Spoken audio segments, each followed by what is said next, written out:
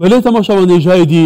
اف مترسیال سرجیانا کریستیان کوی نشانه هنده که اف تو باران و او روشانه همار کل سر هرما کردستان جاری ولاتین هسی و تیت اینان همو پیکاتین هرما کردستان دیگه آرمانش نکتنه پیکاتی که نتوی اولیا دیاری کری بلکه همو پیکاتان که فعلا ولات ما ولات که فرا پیکاتی همو با آزادی و بخوشی به هفراجیان دجین لی او ناهیلن خلق آرام بفرمو کریستیان لگندوارن خود در بدر بونه چونه جای کدن جبر کوراوش بوی آوایه ام دبرن روشا دبرن سنوریجی بشوپینین حالبتا جبیرامانه چه دبرک هی ما بس تامنا فوكسي بخما سروي دبري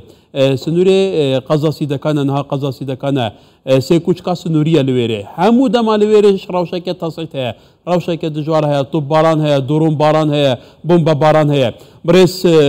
احسان شلبي او قايم مقام سي دكانا بوكاله الاداره سربخو يا سوران گرمه كايك احسان دما تباش باش خو باوي که ميداني هم دشوپيني لويري جي روشكه دراماتيكا دوباره كري هي مجارات طب باران و بومبا باران نهار روشا سنوري چاويه گلو زۆر سپاس بۆم دەرفەتە سپاس بۆ خۆماوەی نزیکەی 2 مانگ ئەبێت تا ڕادەیەک سنوورەکانی ئێمە ئارامێکیان بەخۆوە بینیوە بە تایبەتی لە هێرش و بۆردومان و تۆبارانەکانی تورکیا لەم سنوورەدا و لە دوای 24 نۆوە کە بۆ ماوەی 13 ڕۆژ تۆبارانەکانی ئێران سنوورەکانی ئێمە گرتووە ماوەی 2 مانگە بێت تا ڕادەیەک ئارامی بۆ ئەم ناوچانە گەڕاوەتەوە و ئەم تۆباران و بۆردومانەش تا ڕادەیەک بە تایبەتی ئەوەی تورکیا هۆکارەکەی بوونی پەکەکە بووە لەم ناوچانەدا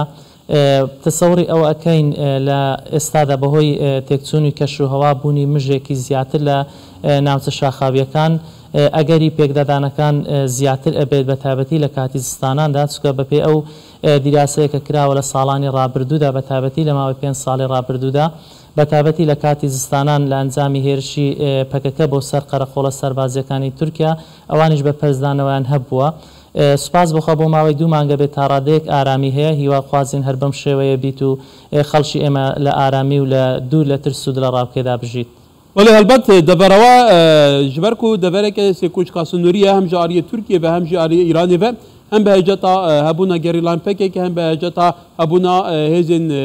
بێگومان ڕۆژهەڵاتە کوردستانی ئەو دەبەرتێتە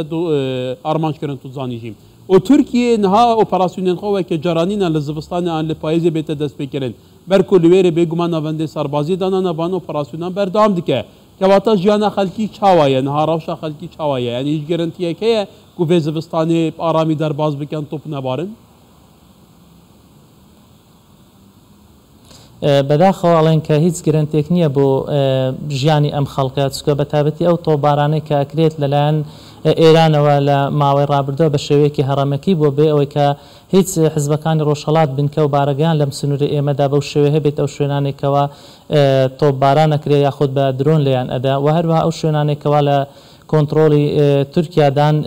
ئەگەڕێتەوە سەر ئەو جمجۆڵانەی پەکەکە هەر کاتێک کە پەکەکە هێرشە کاتە سەر ئەم ناو قەرەقۆڵە سەربازەکان بارەگە سەربازەکان ئەوانش بەرپەرزدانەوەیان ئەبێت و زۆر جارش هاوڵاتیانی ئێمە وەکو قەلغان بەکارهاتوون لەلایەن پەکەکەوە بۆیە ئەگەر هاتوو پەکەکە هێرش نەکاتە سەر قەرەقۆڵە سەربازیەکانن ئەتوانین بڵێن ئارامی زیاتر بۆ گوندنشینەکانی ئێمە دروست دەبێت بەداخەوە بەهۆی نزیکی مقارات و بارەگەی سەربازی تورکیا لەم ناوچەیەدا هاوڵاتیانی ئێمە بوونەتە قوربانی تەناو ئامارێکەوە بەردەستی ئێمەیە لە ماوەی 5 ساڵی ڕابردوو تاکو ئێستا بەداخەوە 22 هاوڵاتی ئێمە شەهید و بریندار بوونە هەر لە 16 دەیەوە بەداخەوە هاوڵاتیەکی ئێمە بەهۆی تۆپبارانی تورکیا لە سنووری ئێمە بریندار بوو بۆیە تەئمیناتێکی ئەوتۆنیە کەوا هاوڵاتیانی ئێمە پارێزرا بوون چکە هەر شوێنێکەوە ململانەی سەربازی و جەنگی تێدا بێت بێگومان هاوڵاتی سیڤیل و گوندنشینیش تێدا بن بە قوربانی کەواتە لەگۆر سەرنجێتە بن کاک ئێحسان ینی پێکێکێ لەوەر ئیستیفزازا ئەرتشا تورکیە دکە بە لڤینێنوێ هەنە بەرسەڤاوان دەدە هێرشا دکە ئانکو تەقێ لێ دکە ئەڤەژی سەدەمەکە کو تورکێژی ئەوێ دەبەرێ بمبە باران بکە و ئارمانج بکە خۆی هاتنی پەکەکە بۆ سنووری ئێمە سیدەک قەزای سیدەکان بە نزیکەی 90 کیلۆمەتر سنوورمان لەگەڵ کۆماری ئیسلامی ئێران و هەروەها لەگەڵ تورکیادا هەیە بە قوڵایی نزیکەی 30 کیلۆمەتر لە ئێستادا تورکیا هاتۆتە ناو سنووری هەرێمی کوردستان لە قەزای سیدەکان بیانووی تورکیاش بوونی پەکەکەیە لەم ناوچانەدا هەرچەند لە ئێستادا بنکە و بارەگای دیاریان نییە بە شێوەی ئاشکرایان نییە چکە هەر شوێنێکەوە گومان هەبێت لەلایەن فڕۆکە بێفڕۆکەوانەکانی تورکیا ئەکرێنە ئامانج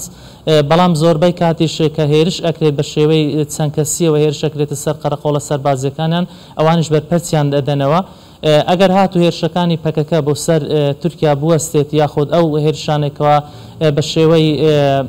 هەرەمەکی ئەیان کرێتە سەر بوەستێت تەقە لە قەرەقۆڵە سەربازەکانی ئەوان نەکرێت بێگومان ئەوان پەرپەرزانەوەیان نابێت بۆیە زۆربەی ئەو کاتانێکەوە گوندنشینانی ئێمە ئەبنە قوربانی یاخود تۆپەکان بەرنزی گوندنشینانەکەوێت ئەنجامەکەی هۆکارەکەی ئەوە بووەکەوە تەقە لە قەرەقۆڵە سەربازەکانی ئەوان کراوە ئەوانش بەرپەرزیان داوەتەوە و زۆربەی کاتیش کاتێک کە پەکەکە تەقە لە قەرەقۆڵەکانیەکات بۆ سەلامەتی خۆیان هاوڵاتیانی ئێمە ئەکەنە قوربان ئەکەنە قەلغانێک و بە تایبەتی گوندنشینان کە لەم سنووراندا بوونیان هەیە. بەڵێ هەلبەت ئەو دەبەرەژیک ji ber ku berdewam gund têne balakirin xelkê van gundan perîşan dibî derbeder dibîn heta li payîza îsa li demê ku berûbûm gihişt bû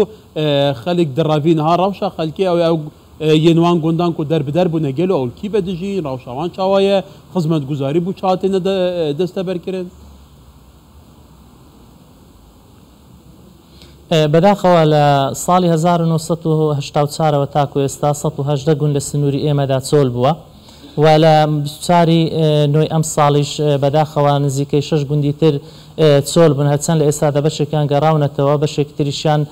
بە شێوەی وەرزی بوون کاریان لەم گوندانەدا کرد گەڕاونەتەوە شوێنەکانی خۆیان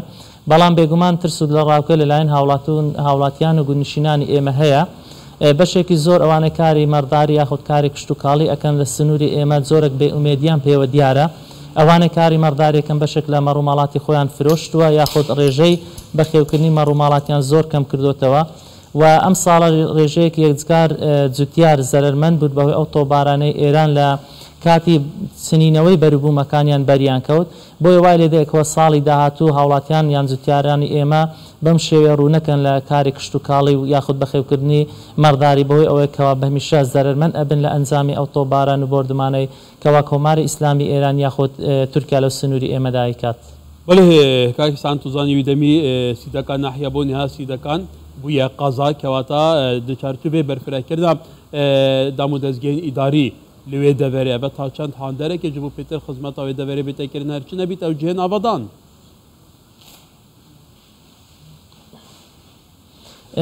سپاس بۆ حکوومەتی هەرێمی کوردستان کابینەی نوێیەم بەڕاستی ئاورێکت جدی لە سیدەکان دراوەتەوە تەنها هەر لە ساڵی 2022 بە نزیکەی 10 میلیارد دینار بۆ پرۆژەکان بە تەواوی سێکتەرەکان تەرخان کراوە